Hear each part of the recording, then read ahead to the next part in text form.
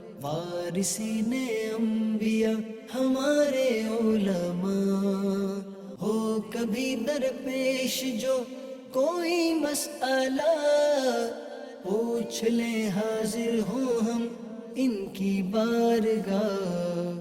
الحمدللہ رب العالمین والصلاة والسلام علی سید المرسلین، اما بعد فاعوذ باللہ من الشیطان الرجیم، بسم اللہ الرحمن الرحیم۔ الصلاة والسلام علیکہ یا رسول اللہ وعلی آلک واصحابک یا حبیب اللہ۔ الصلاة والسلام علیکہ یا نبی اللہ وعلی آلک واصحابک یا نور اللہ۔ مدنی چینل کے ناظرین، پروگرام دارالافتاء اہل سنت میں آپ کو خوش آمدید کہتے ہیں۔ اللہ پاک ہم سب کو علم نافع عطا فرمائے، اور جو علم سیکھیں مولا کائنات مجھے آپ کو اس پر عمل پیرا ہونے کی توفیق عطا فرمائے۔ ہمارے پیارے نبی صلی اللہ علیہ وآلہ وسلم کا فرمان عظمت عالی شان ہے کہ جو شخص ایک دن میں مجھ پر 1000 مرتبہ درود بھیجے، وہ اس وقت تک مرے گا نہیں جب تک جنت میں اپنا ٹھکانہ نہ دیکھ لے۔ اللہ پاک ہم سب کو کثرت کے ساتھ درود و سلام بارگاہ رسالت میں پیش کرنے کی توفیق عطا فرمائے۔ ایک بار بارگاہ رسالت میں ہدیہ درود و سلام صلو علی الحبیب صلی اللہ تعالی علی محمد صلی اللہ علیہ وآلہ وسلم، صلاۃ و سلاما علیکہ یا سیدی یا رسول اللہ۔ آج کے ہمارے مہمان مفتی جمیل صاحب ہیں، حضرت آپ کو خوش آمدید کہتے ہیں۔ جزاکم اللہ۔ کیسے مزاج کرم؟ الحمدللہ علی کل حال۔ ماشاءاللہ۔ رسول اللہ صلی اللہ علیہ وسلم نے ایک مرتبہ ایک شخص کو نماز پڑھتے دیکھا، تو وہ نماز اس انداز سے پڑھ رہے تھے کہ ان کے اندر نماز کے جو ارکان تھے اس میں ٹھہراؤ نہیں تھا، تعدیل ارکان والا معاملہ نہیں ہے۔ تو نماز پڑھ لی انہوں نے۔ جب نماز پڑھی تو آپ صلی اللہ علیہ وسلم نے فرمایا صلی فإنک لم تصلی، نماز پڑھو تمہاری نماز نہیں ہوئی۔ اب انہوں نے پھر ایسے ہی کیا، نماز پڑھی، جس طرح نماز پہلے پڑھی تھی اسی طرح کی پھر پڑھی۔ تو جب پھر فارغ ہوئے تو آپ صلی اللہ علیہ وسلم نے پھر انہیں کہا صلی فإنک لم تصلی، نماز پڑھو تمہاری نماز نہیں ہوئی۔ تیسری بار بھی ایسا ہوا، پھر آپ صلی اللہ علیہ وسلم نے یہی ارشاد فرمایا۔ تو وہ عرض گزار ہوئے یا رسول اللہ صلی اللہ علیہ وآلہ وسلم، میری نماز میں کیا کمی ہے، اور مجھے وہ اصلاح کی بات ارشاد فرما دیتا کہ میں اس کے مطابق اپنی نماز کو ادا کروں۔ تو آپ صلی اللہ علیہ وسلم نے انہیں جو تعلیم ارشاد فرمائی، جب تم قیام کرو تو اس قیام اور قرآن پڑھنے کے حوالے سے، رکوع جانا ہے تو رکوع کے ٹھہراؤ کے حوالے سے اطمینان ہو جائے، اسی طرح رکوع سے اٹھیں تو یہ پھر سجدے میں جائے، تو یہ سارے جو ایک رکن سے دوسرے رکن کی طرف جانا ہے اور پھر اس رکن کی ادائیگی ہے، اس کے مطابق آپ صلی اللہ علیہ وآلہ وسلم نے یہ باتیں ارشاد فرمائی کہ تمہیں اس میں اطمینان حاصل ہو جائے، اور یہ تعلیم دی۔ پھر اس شخص نے اس کے مطابق نماز کو ادا کیا۔ اس کو شرع کی اصطلاح میں تعدیل ارکان کہتے ہیں۔ تعدیل ارکان نماز کا ایک واجب، یعنی مختلف ارکان کے اندر، یعنی یہ واجبات نماز میں سے ہے کہ ہر رکن کو اپنے اس مقام پر جس طرح حکم شریعت کا ویسے ادا کرنا۔ کئی لوگ ایسے ہیں کہ جو رکوع سے اٹھتے ہیں پوری کمر سیدھی نہیں ہوتی تو سجدے کی طرف، ایک سجدے کے بعد جب بیٹھنا ہوتا ہے تو ابھی اطمینان سے بیٹھے نہیں تو وہ دوسرے سجدے کی طرف جاتے ہیں، تو اس طرح ان کے تعدیل ارکان والا یہ واجب ترک ہوتا ہے۔ جمیل صاحب، یہ تعدیل ارکان جس کی میں نے کچھ وضاحت یہ کی ہے، اس میں کتنی مقدار ہوتی ہے کہ جس میں انسان قیام ہے تو اس میں یہ، پھر رکوع سے اٹھنا ہے، دونوں سجدوں کے درمیان بیٹھنا ہے، کیا فرماتے ہیں؟ بسم اللہ الرحمن الرحیم۔ اس حدیث مبارکہ جس کا آپ نے ذکر کیا ہے، اس میں بالخصوص نبی کریم صلی اللہ علیہ وسلم نے جس بات کی طرف نمازی کو توجہ دلائی ہے وہ یہی تھا کہ نماز میں اطمینان حاصل ہونا چاہیے، یعنی جب آدمی رکوع میں ہو تو رکوع کے اندر بھی اطمینان حاصل ہو جائے، جب رکوع سے اٹھتا ہے، اور اس کیفیت میں جس کو ہم قومہ کہتے ہیں، کھڑے ہونے کی حالت کو، سمیع اللہ لمن حمیدہ کہتے ہوئے جو کھڑے ہوتے ہیں، اس کو قومہ کہا جاتا ہے، موٹے قاف سے قومہ۔ تو اس میں ٹھہراؤ ہونا چاہیے۔ پھر جب سجدہ کرتے ہیں تو سجدے میں اطمینان ہونا چاہیے، ٹھہراؤ ہونا چاہیے۔ ہر دو سجدے کے درمیان جو بیٹھتے ہیں جسے جلسہ کہا جاتا ہے، اس میں ٹھہراؤ ہونا چاہیے۔ تو اگر یہ ٹھہراؤ جسے تعدیل ارکان، یعنی ارکان کو اچھے طریقے سے ادا کرنا، تو اگر یہ نہیں ہوگا تو نماز کا واجب ترک ہوگا۔ اب جیسے آپ نے نشاندہی کی کہ بعض لوگ رکوع سے سر اٹھا کر جی اور ابھی کمر سیدھی نہیں ہو پاتی کہ سجدے میں جا چکے ہوتے ہیں، جی تو ان کا قومہ کا واجب چھوٹ گیا۔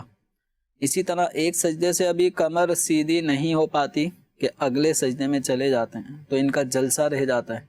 تو قومہ اور جلسہ یہ نماز کے واجبات میں سے ہیں، تو اگر یہ واجب ادا نہیں ہوگا تو نماز ناقص کہلائے گی، اور اس نماز کو اگر جانتے بوجھتے کسی نے ایسا یہ ترک واجب کا عمل کیا ہے تو اس نماز کو تو پھر اسے دوبارہ سے اعادہ کرنا واجب ہوگا، ٹھیک ہے، اور اس انداز کی نماز پڑھنا ناجائز ہے، اور قصدن ہوا تو واجب الادا ہے۔ واجب الادا ہے۔ اور اگر کسی سے بھولے سے ایسا واجب چھوٹ گیا، اور ایسا چانس کم ہے کہ جو قومہ چھوڑ دے یا جلسہ چھوڑ دے تو کہ وہ بھولے سے چھوڑ دے، تو ایسا بھولنے سے یہ واجب کا چھٹنا تھوڑا بعید ہے، کیونکہ جو چھوڑ رہے ہوتے ہیں وہ قصدن ان کی عادت پڑی ہوئی ہوتی ہے، عادت پڑی ہوتی ہے، ٹھیک ہے، اور بھولے سے عام طور پہ یہ واجب چھٹتا نہیں ہے۔ بالفرض اگر بھولے سے یہ تعدیل ارکان کا کوئی واجب کسی کا رہ جائے تو سجدہ سہو سے اس کی تلافی ہو جائے گی، صحیح، ٹھیک ہے، لیکن عموماً یہ واجب جو ہوتا ہے وہ لوگ اپنی غفلت کی وجہ سے، لا علمی کی بنا پر قصدن ہی چھوڑ رہے ہوتے ہیں، تیزی کے اندر ہوتے ہیں تو اس کے لیے یہ چھوٹ جاتا ہے، اور یہ قصدن ہی ہوگا چھوڑنا۔ بالکل قصدن۔ تو اب یہ ہے کہ جب نماز پڑھ رہے ہوں تو رکوع میں، یعنی ایسا نہ ہو کہ رکوع میں جاتے فوراً اٹھ جائیں، تو رکوع میں بھی تعدیل ضروری ہے، اور اس تعدیل اسی طرح رکوع سے اٹھتے ہیں قومہ، اس میں بھی تعدیل ضروری ہے۔ یہ ٹھہراؤ کتنا ہے؟ یعنی یہ ٹھہراؤ جو ہے یہ ایک مرتبہ سبحان اللہ کہنے کی مقدار کم از کم یہ واجب ہے۔ صحیح۔ اب اس کے بعد جب رکوع میں کوئی بندہ جاتا ہے تو رکوع میں 3 مرتبہ کم از کم تسبیح کہنا سنت موقدہ ہے۔ اب 5 دفعہ بھی پڑھا جا سکتا ہے، 7 دفعہ، اور اس سے آگے بھی اگر اکیلے نماز پڑھ رہے تو طاق عدد میں اس میں اضافہ بھی ہو سکتا ہے۔ اسی طرح سجدے کی جو تسبیحات ہے کم از کم 3 مرتبہ سجدے کی تسبیح پڑھنا یہ سنت مؤکدہ ہے۔ 5 دفعہ 7 دفعہ بھی اگر نماز پڑھ رہے ہیں اکیلے تو اضافہ کیا جا سکتا ہے، لیکن امام صاحب کو چاہیے کہ وہ 3 مرتبہ پر اکتفا کریں تاکہ نمازیوں کی رعایت ہو جائے۔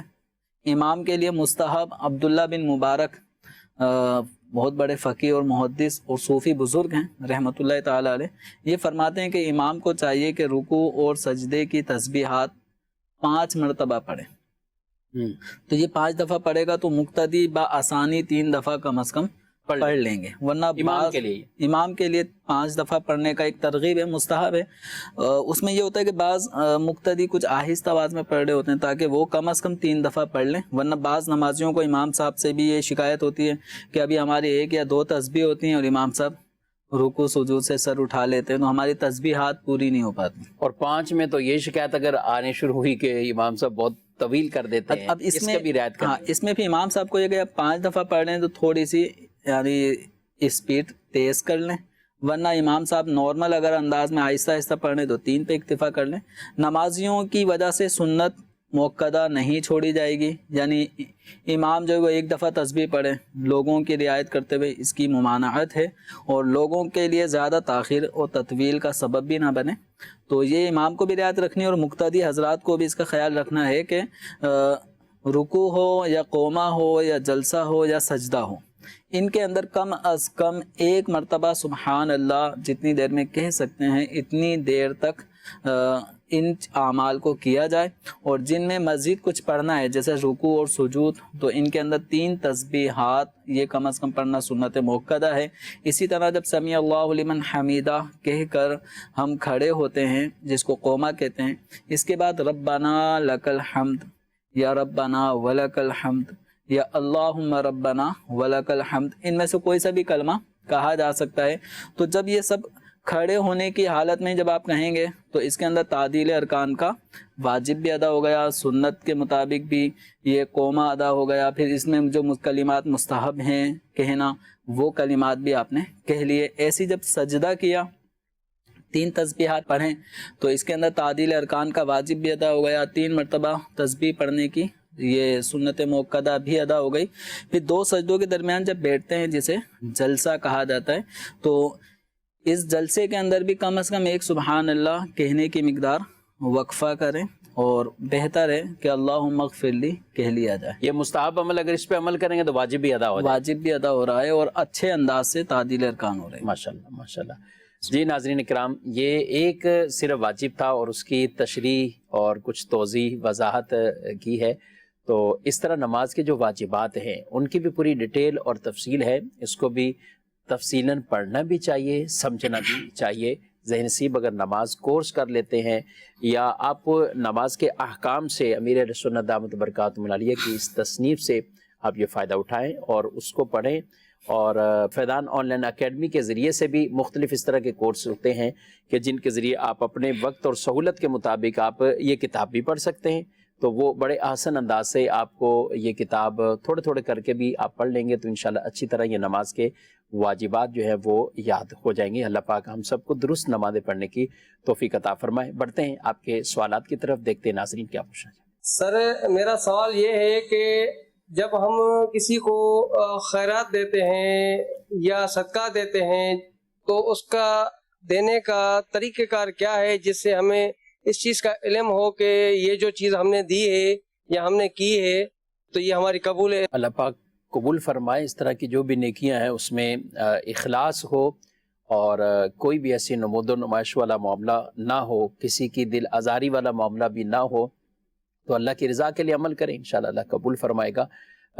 پتہ کیسے چلے گا کہ یہ صدقہ ہمارا قبول ہوا؟ کوئی ہے ایسی علامت؟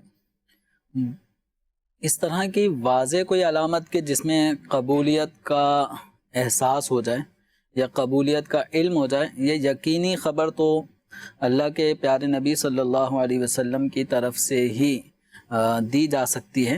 باقی رہا یہ کہ آدمی جب نیک عمل کرتا ہے اور اس نیک عمل کے کرنے کے بعد ایک اس کو دل کا اطمینان، سکون ملتا ہے، اللہ کی رضا کے لیے وہ کام کیا ہے، تو پھر مزید نیکیاں کرنے کا مزید موقع مل رہا ہے، اور جس نوعیت کی اس نے نیکی کی ہے اس طرح کی نیکیاں مزید اسے کرنے کی سعادت مل رہی ہے۔ تو یہ بھی صوفیہ کرام کے کلام سے یہ بات واضح ہوتی ہے کہ قبولیت کی علامات میں سے یہ بھی ہے کہ آپ کو اللہ تعالیٰ نے دوبارہ اس نیکی کے کرنے کا موقع دیا۔ جیسے نماز اللہ کی بارگاہ میں قبول ہوئی یا نہیں ہوئی، حقیقتاً تو اللہ ہی جانتا ہے کہ وہ نماز بندے نے جو پڑھی ہے وہ قبول فرمائی یا نہیں، لیکن ایک نماز ادا کرنے کے بعد یعنی جو نماز کے واجبات، فرائض، سنن، مستحبات، ان کی ادائیگی، اور اسی طرح نماز توڑنے والی چیزوں سے اجتناب، مکروہات تحریمی تنزیہی، ان سے اجتناب کرتے ہوئے اللہ کی رضا کے لیے جب نماز پڑھی اور پھر دوبارہ نماز کی سعادت مل رہی ہے، تو صوفیہ کرام فرماتے ہیں کہ یہ اللہ تبارک و تعالیٰ نے ایک بار آپ کو اپنے دربار میں بلایا اور پھر دوبارہ حاضری کا شرف عطا فرمایا، تو یہ پچھلی نماز کی قبولیت کی علامات میں سے۔ تو یہ ہمیں حسن ظن بھی رکھنا ہے، اور اللہ تبارک و تعالیٰ سے بندہ جو گمان کرتا ہے اللہ تعالیٰ اس کے ساتھ ویسا ہی معاملہ فرماتا ہے، تو ہمیں اللہ تعالیٰ سے اس نے گمان بھی رکھنا ہے کہ ہماری عبادت کو اس نے قبول کیا، لیکن ساتھ ہی ساتھ اس چیز کا خوف بھی ہونا چاہیے کہ ہو سکتا ہے میری اس عمل کی ادائیگی میں مجھ سے نیت میں کوئی ایسی کھوٹ، فساد پایا گیا ہو جس کی وجہ سے قبول نہ ہو۔ تو بندہ عبادت کے معاملے میں خوف اور رجا، یعنی عبادت قبول ہوئی اس کی امید بھی ہونی چاہیے، اور ہو سکتا ہے قبول نہ ہوئی ہو، مجھے اب اور اچھے انداز میں عبادت کرنے کی کوشش کرنی چاہیے۔ تو ایک تھوڑا سا خوف کا پہلو یہ بھی ہونا چاہیے، اور بالکل مایوس بھی نہ ہو کہ ہم نماز پڑھتے ہیں پتہ نہیں قبول ہوتی ہے کہ نہیں ہوتی، یہ والا ذہن بھی نہیں ہونا چاہیے، اور بالکل یہ ذہن بنا لیں کہ میری تو ساری نمازیں قبول ہیں، تو یہ بھی ذہن نہیں بنایا جا سکتا۔ خوف اور رجا یعنی امید بھی ہو اور کہ قبول ہو گئی عبادت، اور اس بات کا خوف بھی ہو کہ شاید میری عبادت اللہ کی بارگاہ میں قبول نہ ہی ہوئی، تو اب اور بہتر سے بہتر انداز میں عبادت کرنے کی کوشش کریں۔ تو اس انداز سے اگر عبادت کریں گے تو عبادت کرنے میں اور زیادہ ذوق شوق بڑھتا ہے۔ بعض اوقات خوف کی کیفیت غالب ہو جائے تو مایوسی شیطان کی طرف سے جب اس طرح عبادت کے معاملے میں بڑھائی جاتی ہے اور بندہ اس کا شکار ہو جاتا ہے، تو ذہن میں یہ آتا ہے یار عبادت کرنے کا کوئی فائدہ تو ہوا نہیں یا ہوگا ہی نہیں، ہماری نمازیں تو قبول بھی نہیں ہوں گی، تو اب کیا فائدہ نماز پڑھنے کا؟ تو یہ شیطان ایک سوچ پیدا کر دیتا ہے. اسی طرح بعض لوگوں کو اگر یہ وہم ہونے شروع ہو جائے کہ میری تو ہر عبادت ہی قبول ہوتی ہے، تو میری تو ہر نماز قبول ہے، تو میں نے جو نماز پڑھی ہے سارے اگلے پچھلے گناہ کی بخشش کا ذریعہ بن گیا. اب بعض اوقات ایسی امید اور ایسی قوی امید یہ آدمی کو عبادت کے معاملے میں بھی کوتاہی کی طرف لے آتی ہے کہ یعنی بہت عبادت کر لی اور ساری مقبول ہوئی ہیں. تو ایسا بھی نہیں ہونا چاہیے. اولیاء کا، انبیاء کا، صالحین کا طریقہ کار یہی رہا ہے کہ اللہ تبارک و تعالیٰ سے وہ امید بھی ہوتی ہے اور اللہ تبارک و تعالیٰ کا خوف بھی ہوتا ہے. ماشاءاللہ. کچھ سوالات میسیجز بھی شامل کرتے ہیں. جوتے پہن کر نماز جنازہ پڑھی جا سکتی؟ اگر جوتے میں کسی بھی قسم کی ناپاکی ایسی نہیں لگی جو نماز کو مانے ہو تو جوتا پہن کر بھی نماز اگر کسی نے پڑھی ہے تو نماز ہو جائے گی. اور اگر جوتے پہ ناپاکی لگی ہے، جوتے پہ مطلب اس کے نیچے تلوے میں اگر ناپاکی لگی ہوئی ہے تو پھر اس جوتے کے اوپر والے حصے پہ اگر کسی نے پاؤں رکھ کے نماز پڑھی اور اوپر والے حصے میں کوئی ناپاکی نہیں ہے، تلوے میں ناپاکی لگی ہے یا جس جگہ وہ کھڑا ہے فرش یا روڈ یا زمین اس میں ناپاکی ہے اور یہ جوتا اس وقت پاک ہے، ٹھیک ہے، تو اس نے جوتے اتار کے جوتے پہ پاؤں رکھ لیا تو اس صورت میں بھی نماز ہو جائے گی. البتہ اگر جوتا ناپاک ہے تو ناپاک جوتا پہن کر نماز نہیں پڑھ سکتے. ٹھیک. اگر جگہ پاک ہے، جوتے پہ ناپاکی ہے تو پھر یہ طریقہ کار اختیار کیا جائے کہ جوتے کو اتار لیا جائے اور فرش پہ زمین پر ہی ننگے پاؤں نماز پڑھی جائے. کہ نماز کے لیے چاہے وہ جنازے کی نماز ہو طہارت ضروری ہے، یعنی کپڑے بھی پاک ہونے چاہیے، جسم بھی پاک ہونا چاہیے اور جس جگہ کھڑے ہو کر نماز پڑھی جا رہی ہے خاص اس جگہ کا بھی پاک ہونا ضروری ہے. ٹھیک ہے. اور بعض اوقات ایسا ہوتا ہے کہ باہر پڑھ رہے ہوتے ہیں، ایک تو فنائے مسجد میں کہیں پڑھ رہے ہیں، صاف ستھرا فرش ہے، وہاں پہ جوتے پہنتے ہی نہیں، لیکن باہر کہیں نماز جنازہ ہو رہی ہے اور اس کی زمین کے حوالے سے کچھ ایسا ہے کہ بعض کو ہوتا ہے کہ یہاں پہ گوبر ہے یا کوئی اور اس طرح کی چیز، تو اس میں تو یہی طریقہ زیادہ بہتر نہیں کہ جوتے اتار کر جوتے پر کھڑے ہو جائیں تاکہ دونوں طرح کے احتمال ہی ختم ہو جائے. اگر کسی کو ایسا کبھی شبہ پیدا ہوتا ہے، اس کی وجہ بھی یوں کہ آئے دن یہاں گندا پانی بہتا رہتا ہے، کہیں نہ کہیں ناپاکی ہوتی ہی ہے اور آج مطلب فرش سوکھا ہوا ہے لیکن نجاست کے جو اجزاء ہیں وہ بکھرے ہوئے ہیں، تو اگر ایسی صورت ہے تو پھر بہتر یہی ہے کہ آپ کے جوتے اگر پاک ہیں تو ان جوتوں کو اتارنے کے بعد ان پہ پاؤں رکھ لیں. چپل ہے، چپل اتار کے چپل کے اوپر پاؤں رکھ لیں تو پھر یہ ہوگا کہ یہ جو جوتا یا چپل نجاست اور نمازی کے درمیان ایک حائل ہو گئی، ایک رکاوٹ ہو گیا. ٹھیک ہے. اور البتہ اگر یہ ناپاک جگہ پہ جوتے پہن کے نماز پڑھے گا تو اب یہ گویا کہ ناپاک جگہ پر ہی کھڑا ہوا ہے تو نماز نہیں ہوگی. یعنی پہنے ہیں اس کے تابع نہ ہو، اس کے تابع نہ ہو، اس پہ کھڑا ہو جائے. اگر پہنا ہوا ہوگا تو یہ اس کے تابع ہو گیا، گویا اس کا ایک لباس کا حصہ ہو گیا. تو اب لباس کا پاک ہونا ضروری ہے، جوتے چپل کا بھی پاک ہونا ضروری ہوگا. صحیح. اور اگر جگہ ناپاک ہے تو اب یہ جوتے کو اتار کے چپل کو اتار کے چپل اور جوتے پاک ہونے چاہیے. پھر اوپر والا حصہ اس کا جو پاؤں کے ساتھ جی تو اس کے اوپر یہ کھڑا ہو کر نماز پڑھ سکتا ہے. ٹھیک جی. مزید سوال. میں نور مصطفیٰ پرائمری اسکول ٹیچر. سوال میرا یہ ہے کہ کچھ ٹائم پہلے ہم نے ایک پلاٹ بیچا تھا، اس پلاٹ کے بیانے کے طور پہ ہمیں 50,000 ملا تھا. اب اس کا جو لین دین کلیئر کرنی تھی وہ 1 سال کے دوران کرنی تھی، لیکن وہ جس پارٹی نے ہم سے وہ پلاٹ لیا وہ پارٹی اس ٹائم میں آئی نہیں اور بغیر بتائے ہمیں سودا کینسل کر گئی. کیا شرعی لحاظ سے ہم لوگوں نے جو اسے 50,000 لیا شرعی لحاظ سے اسے ہم واپس کرنے کے پابند ہیں یا نہیں ہیں؟ جی. بیانہ یا ایڈوانس دی ہوئی رقم، اس طرح جو ڈاؤن پیمنٹ دے دی جاتی ہے ایڈوانس کے نام پر یا بیعانے کے طور پہ یا ٹوکن دینا جس کو کہا جاتا ہے، تو اب اگر یہ سودا ہو گیا، ہونے کے بعد اب بیچنے والے نے اس کو رقم کو استعمال کر لیا یا اس کے پاس موجود ہے اور آگے چل کر اگر وہ سودا کینسل ہو جاتا ہے، ختم ہو جاتا ہے، تو یہ رقم پھر بیچنے والے کو خریدار کی طرف واپس پہنچانی ہوگی. یہ اس بیعانے کو ضبط نہیں کر سکتا. البتہ یہ جو خریدار کا طریقہ کار جو ان کے سوال سے ظاہر ہوا کہ 1 سال کی مدت تھی، اس سال کی مدت بھی گزار دی، پیسے بھی ادا نہیں کیے. ایک آدمی کو اب جب 1 سال کے بعد بتایا جا رہا ہے کہ بھئی سودا کینسل کرنا ہے، تو اس صورت میں بعض اوقات خریدار کی طرف سے بیچنے والے کو اذیت پہنچ رہی ہوتی ہے. ایک تو وہ مسلسل قسطوں کا مطالبہ کرتا ہے کہ بھئی جلدی جلدی پیمنٹ دے دیں، ایک اس کو ٹال مٹول، ٹھیک ہے. تو یہ ٹال مٹول سے کام لینا جبکہ آپ کو پتہ ہے کہ ہم پیسے ادا نہیں کر سکتے، تو یہ شروع مہینوں میں ہی اگر بندے کو واضح طور پہ لگتا ہے کہ میں اس کی پیمنٹ نہیں کر پاؤں گا، تو اگر کینسلیشن کی طرف جانا ہی تھا تو یہ پہلے چلے جائیں، تاکہ ایک انتظار کی کوفت اور اس کے بعد پھر یہ کہنا کہ بھائی آپ سودا کینسل کر رہے ہیں، تو اس سے بیچنے والے کو ایک اذیت پہنچتی ہے. اخلاقی اعتبار سے بھی یہ درست نہیں ہے. تو اگر کسی کو سودا کینسل کرنا ہی ہے تو بر وقت سودا کینسل کر دیں، تاکہ بیچنے والے کو مزید کوئی گاہک مل رہے ہوتے ہیں، یہ اس وجہ سے آگے نہیں بیچ رہا ہوتا کیونکہ بیچ چکا ہے اور بکی ہوئی چیز کو دوبارہ نہیں بیچ سکتے. جب بعد میں آ گئے بھئی یہ سودا کینسل کر دیں، تو اب کئی اچھے گاہک بیچنے والے کو ملے ہوتے ہیں، اور آدمی یعنی نقد سودا بھی بعض اوقات چھوڑ چکا ہوتا ہے کہ میں تو سامان بیچ چکا ہوں، تو ادھر یہ سودا کینسل ہو رہا ہے تو ایک اذیت ہے. تو ایسے میں خریدار کو اگر معلوم ہے کہ وہ پیمنٹ نہیں کر پائے گا اور سودا بالآخر کینسلیشن کی طرف جا رہا ہے، تو بر وقت کینسل کر دیں.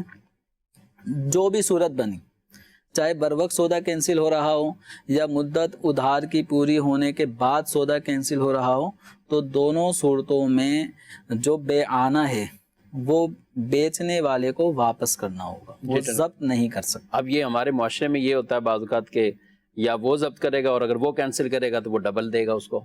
تو یہ یعنی بیچنے والے نے اگر کینسل کیا، سودا کیسے کہ ایک بندے کے کہنے سے کینسل ہو جائے گا یا فسخ ہو جائے گا، ختم، ایک کہہ رہا ہے کہ اب میں نہیں کرتا، یہ ہو جائے گا کیا؟ چونکہ 2 شخصوں کے مابین سودا ہوا ہے نا، یہ ٹھیک ہے، جو ایجاب قبول ہوا خرید و فروخت کے، تو 2 شخصوں کے ایجاب قبول سے یہ خرید و فروخت معارض وجود میں آئی. تو فقط ایک آدمی کے یہ کہنے سے کہ میں سودا کینسل کرتا ہوں، تو اس کے کینسل کے الفاظ کہنے سے سودا ختم یا فسخ نہیں ہوتا. اس کے لیے دوسرے فریق کو بھی راضی ہونا ضروری ہے. ٹھیک، اگر وہ راضی ہوگا تو یہ سودا فسخ ہوگا. اگر وہ کہتا ہے نہیں بھائی میں اس کینسلیشن قبول نہیں کرتا، سودا باقی ہے، آپ پیمنٹ دیں، تو ابھی سودا کینسل نہیں ہوا، تو وہ پیمنٹ نہیں دیتا. اب یعنی سودا کینسل اگر قبول کر لیا تو واپسی کرنی ہوگی. ٹھیک ہے. اور اگر اس نے ابھی سودا کینسل قبول نہیں کیا کہ میں سودا کینسل نہیں کر رہا، آپ پیمنٹ دیں، ٹھیک ہے. یک طرفہ کینسل کرنے سے یہ سودا کینسل بھی نہیں ہوتا خرید و فروخت میں. تو اب اس میں اب یہ دیکھ لینا چاہیے بیچنے والے کو کہ واقعتاً خریدار سودا جاری رکھ ہی نہیں سکتا. کبھی ایسا ہوتا ہے اگر وہ واقعتاً اس کی مجبوری ہے تو پھر سودا کی کینسلیشن کو قبول کرے. اور ایک یہ ہے کہ یہ بلا وجہ مجھے تنگ کر رہا ہے، تو بھلے ہی اپنی بات پہ قائم ہو جائے کہ میں سودا کینسل نہیں کر رہا. اس کو شریعت نے حق دیا ہوا ہے، اور یہ پھر آگے یعنی بعض صورتوں میں قانونی طور پہ بھی آدمی کو حق حاصل ہوتا ہے کہ بھائی مدت پوری ہو گئی، اب میری پیمنٹ مجھے دلوائی جائے. ٹھیک، تو اس کو قانونی طور پہ یہ حق شریعت مطہرہ نے بھی دیا ہے کہ وہ خریدار سے اپنی مطلوبہ جو پیمنٹ ہے بقایا اس کا مطالبہ کر سکتا ہے. ٹھیک ہے. کچھ میسیج بھی شامل مزید کرتے ہیں. ایک یہ پوچھ رہے ہیں کہ کہیں نماز کا کبھی وقت جا رہا ہو یا کم وقت ہے، تو اب تسبیحات جیسے آپ نے بتائی ہیں، تو کیا اس میں کچھ کمی کی جا سکتی ہے؟ جیسے 3 کی جگہ 2 پڑھ لیں، 1 پڑھ لیں. 3 مرتبہ جو تسبیحات رکوع سجود کی ہیں یہ سنت موقدہ ہیں. اور اگر وقت میں کمی ہے کہ اگر ہم یہ 3 مرتبہ تسبیحات یعنی رکوع میں 3 2 سجدے ہیں، تو یعنی یہ ایک رکعت میں 9 تسبیحات پڑھی جائیں گی. اور ٹائم اتنا ہے ہمارے پاس کہ اگر یہ تسبیحات کا سلسلہ رہا تو وقت ختم ہو جائے گا، بالخصوص فجر کی نماز میں. تو پھر ایسی صورت میں ایک تسبیحات پر اکتفا کیا جا سکتا ہے. ٹھیک ہے. مزید کون؟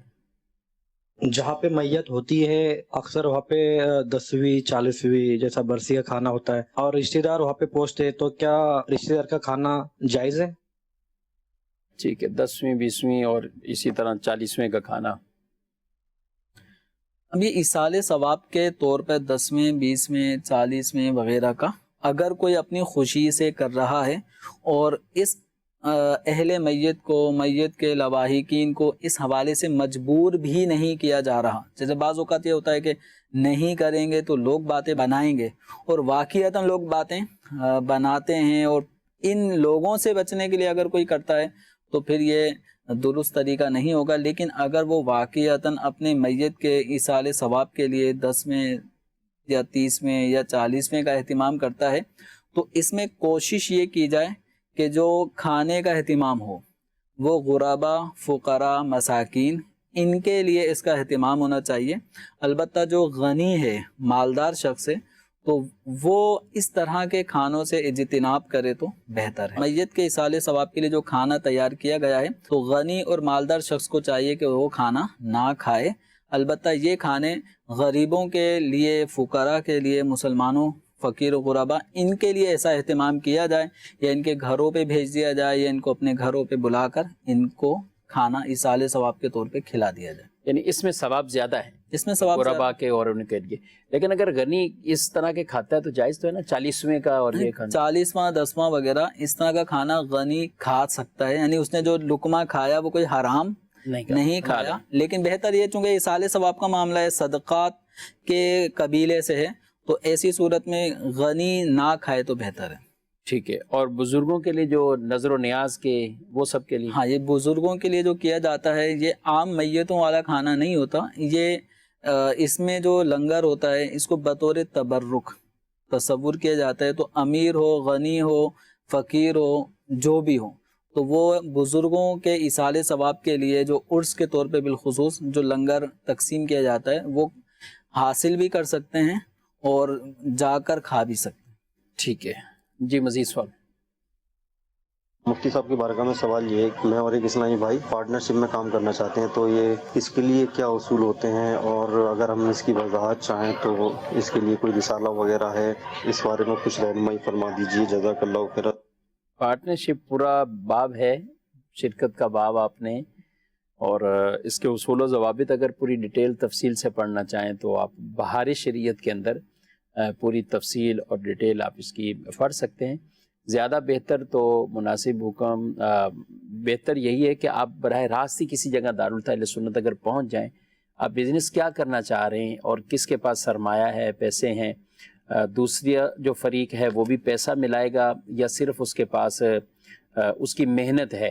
تو جو چیزیں آپ کرنا چاہ رہے ہیں، بزنس کس چیز کا ہے اور کون پیسہ شامل کرے گا، یا آپس میں بھی بعض اوقات کچھ شرائط ایسی اصول و ضوابط آدمی کوئی معاہدے میں لکھ لیتے ہیں تو اس کو بھی چیک کرا لینا چاہیے تاکہ کسی طرح کا بھی کوئی کسی میں کمی والا معاملہ نہ ہو. تو میرا آپ کو یہی مشورہ، دارالتعلیم سنت سے براہ راست اگر آپ رابطہ کریں گے تو انشاءاللہ فون پر بھی رابطہ کر سکتے ہیں. اسی طرح اگر آپ کے شہر میں دارالتعلیم سنت کی شاخ موجود ہے، شہر کراچی میں 5 دارالتعلیم سنت ہیں، اسی طرح حیدرآباد میں بھی، لاہور میں بھی، فیصل آباد میں بھی، سرگودا میں بھی، راول پنڈی میں بھی، گجرانوالہ میں بھی، اور ملتان شریف بھی. ان تمام بڑے بڑے شہروں میں دارالتعلیم سنت کی شاخیں موجود ہیں. یہاں براہ راست بھی جا کر بالمشافہ بھی ملاقات کریں، فتویٰ بھی تحریری طور پر لے سکتے ہیں. اور ان معاہدوں میں فتویٰ لینا بہت فائدہ مند ہوتا ہے تاکہ آدمی ایک معاہدہ کیا اور ساتھ ہی فتویٰ اپنے ساتھ رکھ لیا، اب نفع ہے، نقصان ہے، کس طرح تقسیم کرنا ہے. اور اگر کوئی نقصان ایسا ہو جاتا ہے کہ اصل مال میں ہی کمی واقع ہو جاتی ہے تو اب وہ کون برداشت کرے گا. تو یہ ساری صورتیں شریعت مطہرہ نے تو بیان کی ہوئی ہیں کہ آپ چاہے مداربت کے طور پر کہ جس میں ایک بندے کا پیسہ ہے، دوسرے بندے کی محنت ہوتی ہے اور وہ سارا اس میں اپنی محنت کرتا ہے، لیکن ان کا بھی جو نفع ہے وہ پرسنٹیج کے اعتبار سے یعنی فیصد کے اعتبار سے ان میں تقسیم ہوگا. فکس نفع یوں کر لینا کہ میں نے تو اپنے 15,000 لینے ہیں، میں نے 20,000 لینے ہیں، یہ جائز نہیں ہوگا. اور اگر دونوں طرف کا مال ہے تو پھر وہ پارٹنرشپ ہے، شراکت ہے کہ اس کے اپنے اصول و ضوابط ہیں. تیسری بات جمیل صاحب، چلتے کاروبار میں یعنی پہلے سے چل رہا ہوتا ہے، اب کوئی بندہ آتا ہے یار یہ 5 لاکھ آپ لے لو، بعض کا دینے والے کو ضرورت ہوتی ہے کہ بھائی 5 لاکھ چلے جائیں، کچھ نہ کچھ فائدہ ہوگا. بعض اوقات دکاندار خود مانگ رہا ہوتا ہے یار 5 لاکھ پڑے ہوئے ہیں، 10 لاکھ پڑے ہوئے ہیں تو دے دیں. تو اب کیا آپ ایسو کو مشورہ دیں؟ یہاں پر جو پارٹنرشپ کے حوالے سے جو ایک اہم ترین شرط ہے وہ یہ ہے کہ دونوں کا جو سرمایہ ہے وہ کرنسی شیپ میں ہونا چاہیے، ٹھیک، روپے پیسے کی صورت میں۔